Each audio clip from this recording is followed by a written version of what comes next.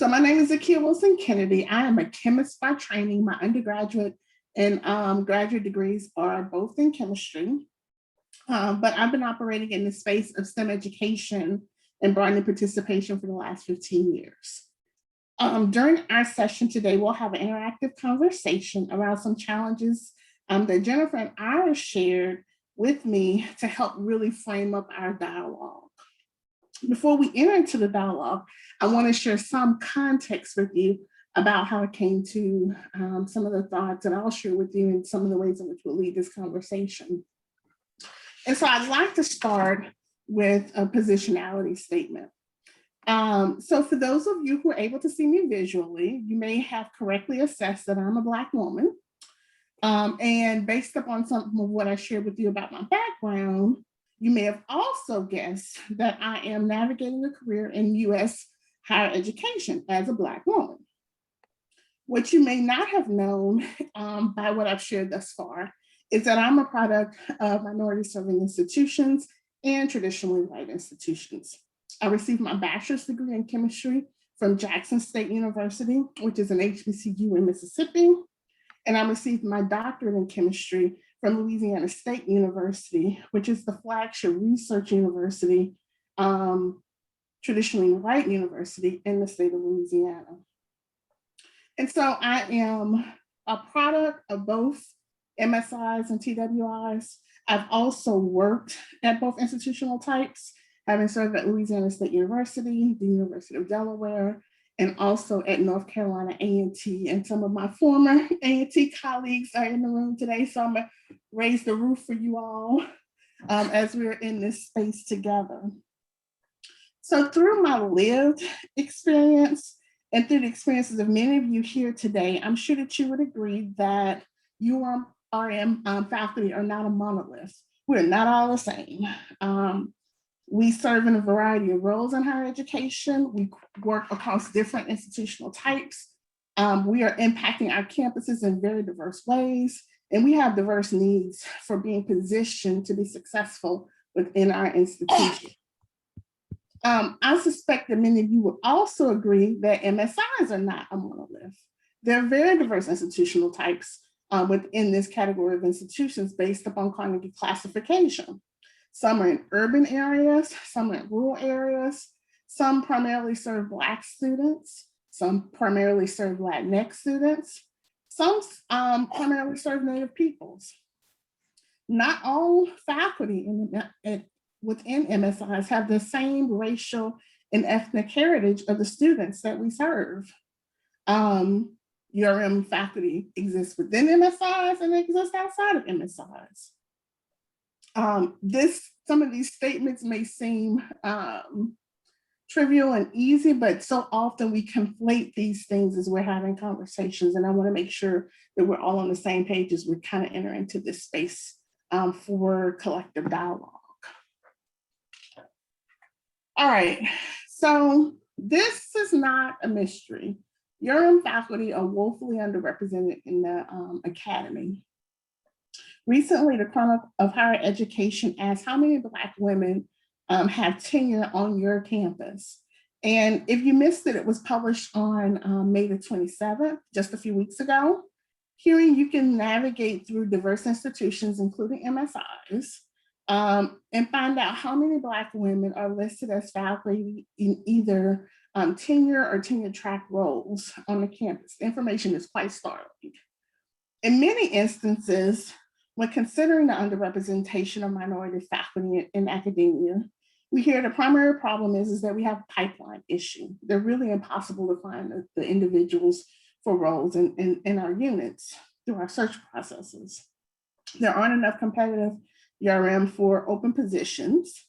But over the last year, as so many of our institutions of higher education have started to grapple with and reckon with our racial heritage and how that's impacted systemically so many of the decision-making within our hallowed halls, we've really started to interrogate what we know about our campuses and how we do business and what's happening.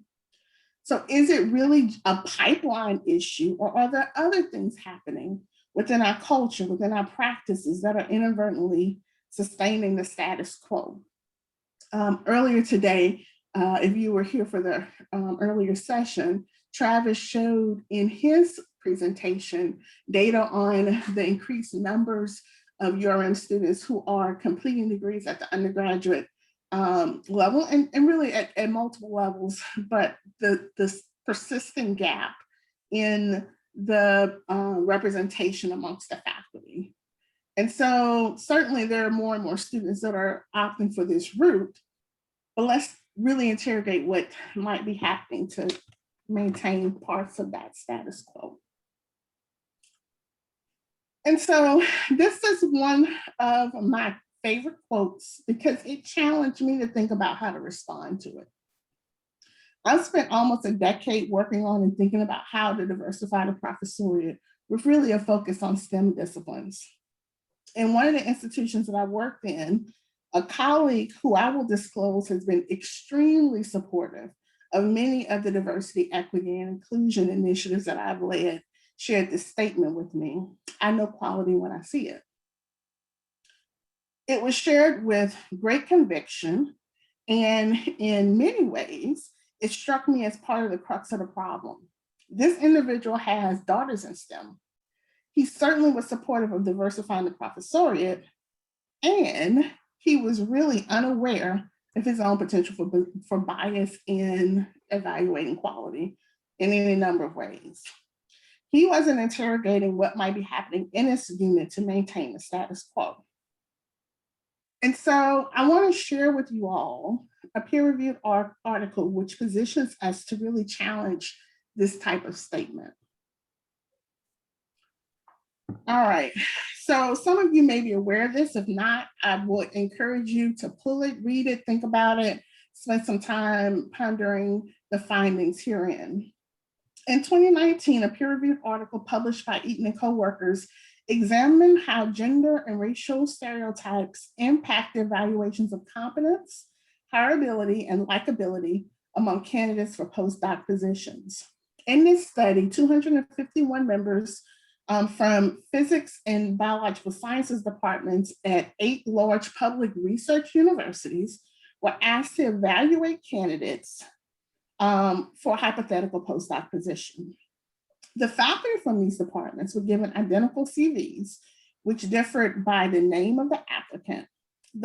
Herein the candidates' names were used to manipulate race and ethnicity, indicating either Asian, Black, Latinx, or white, and gender indicated woman or man.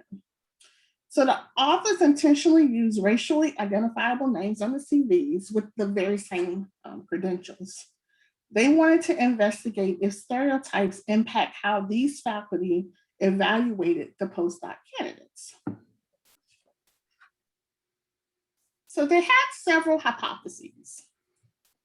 One of the hypotheses was that male candidates would be rated higher in competence and hireability than the female candidates, that there would be a preference there.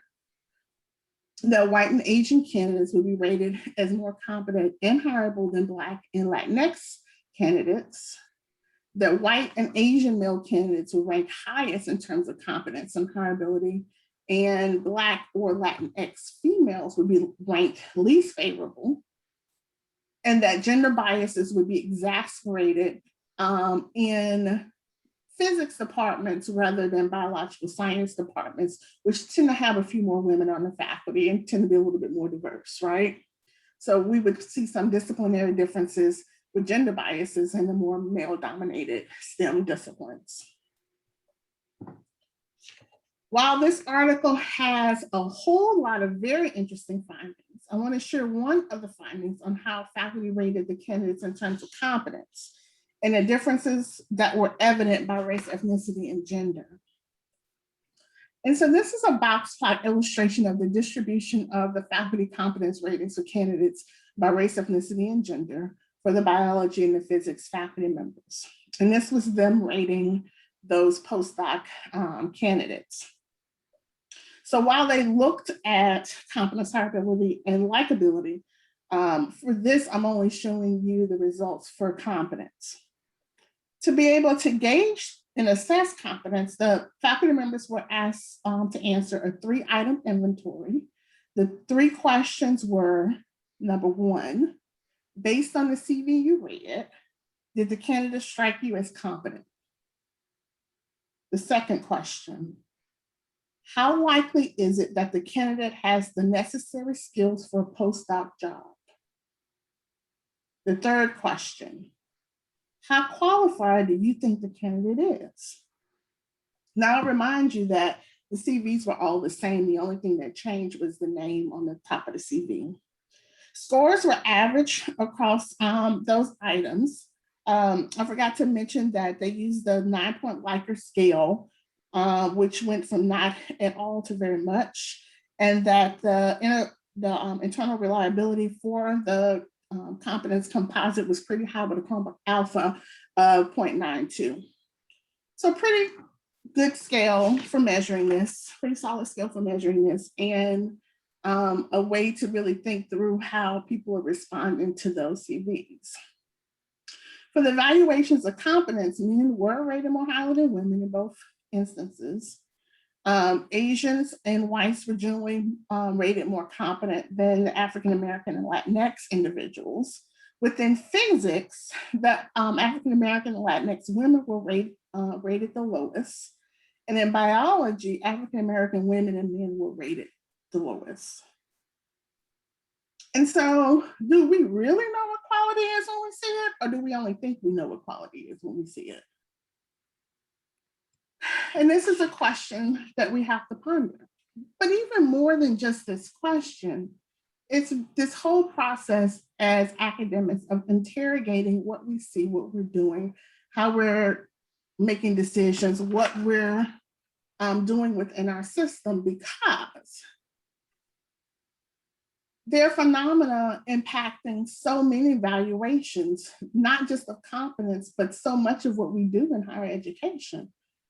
What phenomenon could be impacting those the variations and the evaluations of competence in that prior study? Is it centralized only to hiring? Might these phenomena impact other processes and practices, like those related to tenure and promotion, award nominations and selections? What about when we get into team science and collaborative work? What phenomena are impacting those, which are not really based upon the talents and merits of the individuals, but other things? How might these phenomena be impacting proposal funding trends and rates, resource allocations, duty assignments? Like, how is this impacting what's happening within your institution? In other people's institutions, it might be easy to think about that. But how is it impacting what's happening? And do we really have a collective consciousness around merit and subjective ideations of quality?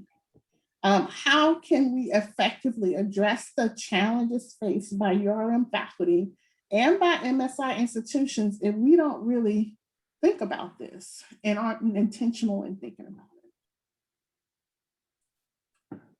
And so these are the questions that Jennifer and Iris shared with me. And I was so thrilled when he invited me to speak on these challenges. And it is within this context of phenomena that I wanted to really center our conversation on today. And so the questions, sub-questions: how can MSIs build research and teaching capacity? What are some best practices regarding strategic collaboration and partnership? Related to invisible labor, how can faculty at MSIs mitigate assignments to mentoring, service commitments, and programmatic efforts that do not lead to tenure? And then this last question is, what are some non-traditional professional development opportunities that can be leveraged to improve tenure success for URM faculty, specifically at PWIs? And so for the remaining part of this session today, I'm hoping that we can embark on a multilateral conversation around these questions. I have some ideas, but I also respect and welcome the thought leadership that comes from us collectively pondering these challenges together. Before we start, I want to return to the positionality statement, because I want us to be careful not to conflate and equate MSIs and URM or interchange them in the midst of our conversations. Let me share with you exactly what I mean. URM does not equal MSI, although there's certainly overlap in the representation in some aspects. Again, URM faculty are not a monolith. There are many different ways in which we interact and function within higher education. MSIs are not a monolith. And URM faculty exists within MSIs and outside of them. I also want to share that and say emphatically that we have to be really careful about not conflating them because they are not the same. But I also want to share that faculty of color bring a wealth of capital to higher education through their experiences, ingenuity, and adaptivity. URM faculty are often under-recognized for their talent. Not that the talent doesn't exist, it's just not always easily recognizable by others. And so, despite that, we bring capital to the table: aspirational, social, familial, navigational, resistance, and linguistic capital, amongst many others, talents to the table. I will also say that MSIs have often been under-recognized for their capacity to contribute to research and lead on scientific work. And yet they are meeting the needs of the constituents that they serve, overproducing the next generation of minority STEM researchers and leaders. As an example, HBCUs comprise only 3% of US colleges and universities, but they are the baccalaureate origin of 20% of the Black scientists and engineers in our workforce. In my own family, of the 8 scientists and engineers, all but one attended an HBCU for undergrad. Everyone has a PhD, MD, DDS, or PharmD, except for one who's a registered nurse. Our Vice President of the United States and so many other leaders are products of minority serving institutions. So there's tons and tons and tons of talent in these institutions. And these institutions are doing heroic work every day in cultivating the talents and skills of the students that they serve, often with resources that are well below those available in other institutions. And so there's talent abounding amongst minority scientists and engineers and individuals, and there's talent abounding within our minority serving institutions. So I want to just let that be our baseline for our conversation, and then let us move forward with thinking through some of these questions that Jennifer and Iris asked us to consider within this session.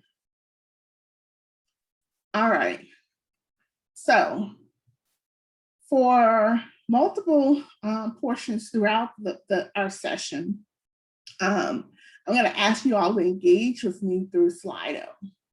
And so Slido allows us to capture responses and information to help with our dialogue. We're going to use it to capture feedback from you all during the presentation. You can access Slido using the camera app on a device or by opening a web browser and entering the Slido website and then putting the code. You don't need to sign up for anything to access the questions in Slido. And after you complete this first question, please keep the window open, as we'll have additional questions that we'll be pulling up for our conversation throughout this time that we're together. And so the first question that I pose for us to collectively consider is, how can MSIs build research and teaching capacity?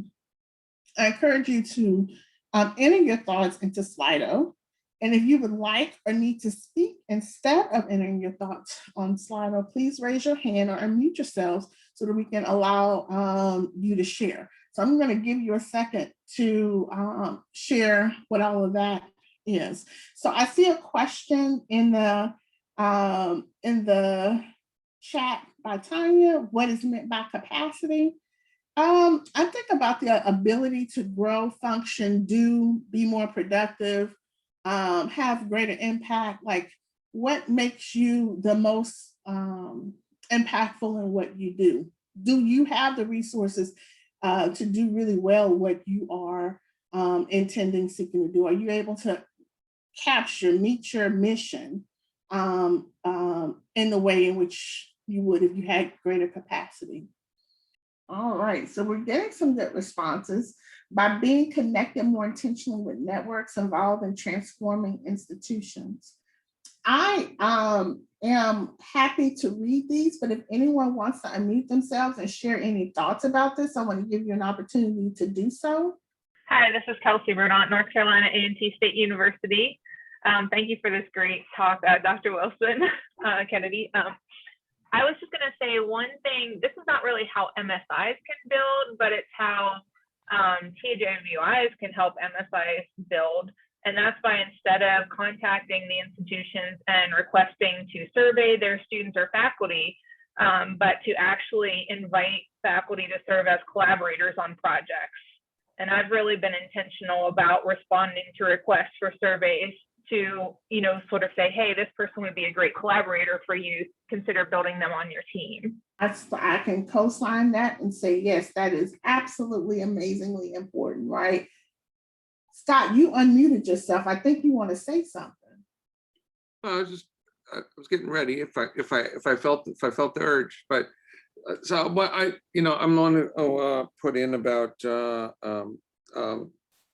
transforming, partnering, collaborating with transformation people working in transforming institutions. So one of the challenges, I'm on the hub team for Accelerating Systemic Change Network, ASCN, Charles Henderson, Andrea Beach, and one of our challenges is connecting with people in that space at MSIs who might be working in the transforming institution space, and as well as community colleges. There are other groups, other kinds of institutions as well, right? Much of that work is done at R1s like yours, right? Yeah, I'm not aware of networks. ASCN in particular is involved with oftentimes with networks, not just individuals, although we're a network as well. Is there a network of MSIs? But that's a pretty big, even that's a pretty big group, right? HSIs and HBCUs are quite different, right? So that's a big net. And so at some point I'd like you to talk about that maybe, but are there networks of people in the space of transforming institutions? That could encompass anything from faculty rewards and tenure, et cetera, process systemic change, right? As well as to curriculum, a whole variety of areas, pedagogy, whatnot. I'm not actually, but I don't, and yeah. So that's a question I have, because I think there are opportunities. There's a lot of work going on, AAU, APLU, others, and I don't see MSIs systematically involved in that conversation. That's a great question. And so the question for me is who's doing the work and where are they? Right. So right. The reality of it is there are tons of people doing the work, but they're not necessarily showing up in the network conversations and spaces that you're in. Right. So you may have tons of individuals who are working on things related to teaching capacity who are going to be at the AVRCOM meeting or the URM meeting taking their students. So how do you leverage where people have money to show up to engage them in new conversations and then help to move them to another or gain access to a new community, right? Right. One of the things that IRIS did during our last in-person URM meeting was to actually convene a group of people to start thinking through how do we build linkages through these organizations that are working in silos. Yep. And so I think being intentional around those kinds of activities, particularly related to the transforming institution stuff is important, and then starts to one, get new kinds of information, tools, resources to the individuals doing that work, connectivity to thought leadership there that can help them be more impactful in that work. Yep. But I think that because we're operating in silos with limited resources, if you don't meet people where they are, we say we meet students where they are, right? We have to meet the faculty where they are, where they're likely to be, and then help them to understand how you can utilize resources to move in new ways. So So I would say, yes, I wholeheartedly agree with that. And I'm actually sort of part of ASCN. But my, I'll just put one hand up. Okay, so just sort of part of, okay. so I'm at a primarily undergraduate institution that only has about 36% of our students who identify as white. I'm just, honestly, I had to drop out of being actively engaged in one of the working groups at ASCN. I'm just using this as an example because I just didn't have enough bandwidth. Yep. This is a common problem. Sorry, I am meaning to interrupt you, but I don't mean to interrupt you. Sorry, but yes. Sorry, that is such a glaring thing for us. That's right. Sorry. Right, and so I think a lot of faculty at MSIs teach 3 to 5 classes a semester. Yep. And so, and then the other piece of that would be, you know, unless your institution actually values transformation, right? How do you get involved in that space? Yeah, and I think there's a hidden issue there. Well, Zakiya she's not here, so she can chime in on this, but she's been here at A&T, but at HBCUs, and these days we're fairly progressive, I would say, here at A&T actually, but there's a hidden deal with that, right? Yeah, I see you nodding your head. I've been here for 26 years at A&T, and while we could be the thought leaders, and the National Academy's publication about MSIs, the work, development of workforce a couple of years ago, had a variety of examples of how what works, right, that others could adapt, right? But we are some of the, so in some cases, right, the least adaptable. I might argue anyway. Well, I would say, because I went to Spelman for undergrad, I taught at Spelman, I taught at Dillard, and now I'm at this other state institution that is a minority serving institution. And one of the things that's always struck me is that when I was on faculty at Spelman, when I was a student at Spelman, when I was at Dillard, there were a lot of things that we did that were normal, right? That people were discovering, at PWIs, and it was like, ooh, we should do this, that HBCUs have been doing the whole time. Right. And so there's also that dynamic going on as well, is that there are like practices that happen at MSIs that are just routine and standard, that some of the other larger like land grant institutions that don't traditionally focus on the undergrads, they've come up with it, and we're like, we've been doing that for 50 years. Right. So much of the challenges is getting out through publications, through dissemination, the good work that you're doing.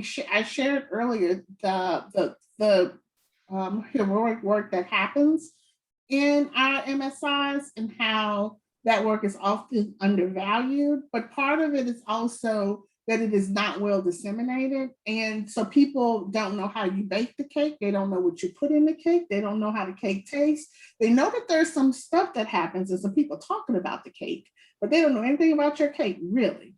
And so much of what I think MSIs need to do to build research and teaching capacity is invest in faculty, and not just the research infrastructure, but also the teaching and education infrastructure. I think that in trying to advance the institutions, sometimes the focus on research, which is really needed and extremely important, takes such a precedent that the opportunities in teaching are minimized, which then means that the grant-related funding and other kinds of scholarship that could come, the visibility that could come from all of that, you're not really able to capitalize on. So it's really a missed opportunity in so many different ways. Mm-hmm. I think that they need to articulate value for all of the work that faculty are doing, and value teaching and education among STEM faculty within tenure and promotion. I want to ask this next question. What are some of the best practices regarding strategic collaboration and partnership? And Kelsey has already started us with some of this with her first statement about, how do we even approach MSIs or URM faculty, regardless of what institutional type that they're in. I see this comment from Sandra about, do we translate that questions? How can MSIs build capacity to how can MSIs fix themselves? And I completely agree that that is not what it needs to be. It should not be what is happening. And yet there's a ton of resources that are not available in many of our MSIs that are available in other institutions, which puts them in a different position to do great work and have different kinds of visibility. And so certainly when we are talking about building capacity, I take you back to the definition and while you all are sharing your thoughts, I take you back to the definition that Iris shared with us around capacity being ability, impact, bandwidth, and resources to do the good work, to follow the mission, to advance the mission, and all of that good stuff to meet the needs of the constituency in the very best way that you can, not because there's something wrong with your institution, but because you have been differently resourced. So some best practices regarding strategic collaborations. So you see some of these on the screen. Does anyone want to share some thoughts and unmute themselves? All right, so we say recognize that we share a student pool, finding some authentic partners, having some open communication and respect for each other, utilizing co-researcher roles from qualitative research, coming from a PWI and looking to make authentic partnerships with MSI and or URM faculty, realizing that we need to provide long lead time to develop such partnerships. The challenge is and again, I've been on both sides trying to help colleagues develop relationships with faculty, URM faculty and faculty at MSIs. And I've been on the side of being asked to come and help or collaborate where the collaboration is really one-sided. And so much of it is built on trust, right? Like it is a partnership and it is trust. And so having time to build relationships is extremely important because there's been so much bad behavior that folks are wary when potential collaborators show up. So I see this last response. Some professional societies make a point to diversify speakers. That's one more dimension to diversity, inviting a speaker from an MSI to your session or several, and not just the special DEI focused sessions, but regular science sessions. Yes, everyone has, I will also add that almost everyone has a seminar series in their institutions. One of the things that I've challenged my colleagues to do is invite someone from an MSI to give a talk in your department, like low-hanging fruit. So there's so many ways in which we can seek to build relationships if we're authentic in those approaches. I just wanted to echo Latanya's point and Zakiya's point. I think Scott and Sandra's point, the relationships really matter and the approach, right, really matters. Like a lot of times partnerships between PWIs and MSIs, specifically HBCUs, PWIs see HBCUs not from an asset standpoint, right? So I think the approach really matters. Like if you don't see MSIs, from an asset standpoint, that's not going to be, a good collaboration. So I definitely think that the approach matters. I completely agree with you on that. And I think that individuals from both sides, and I say the term both sides knowing that that is now a different kind of legacy attached to it, but okay. Regardless of which institution that you're in, there are phenomena that are impacting collaborations and partnerships. There are phenomena that are impacting the potential for building these partnerships. And so you really need to think about what could be impacting it when you don't get a response to an email or when you receive an email. What are the rules of the game that you want to play by? And how are you going to engage people in that, right?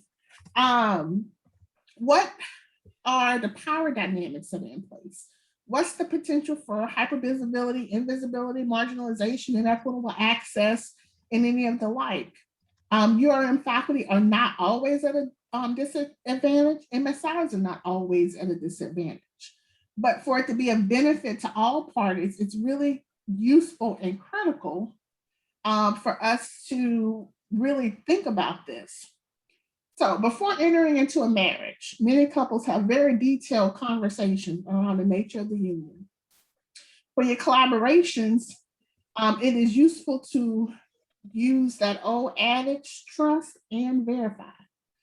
Make certain that you are all on the same page and that there are not misinterpretations about the work, that you have data sharing agreements, who owns what, who needs to sign off on what. You have publication agreements. What are really the conditions for collaborations?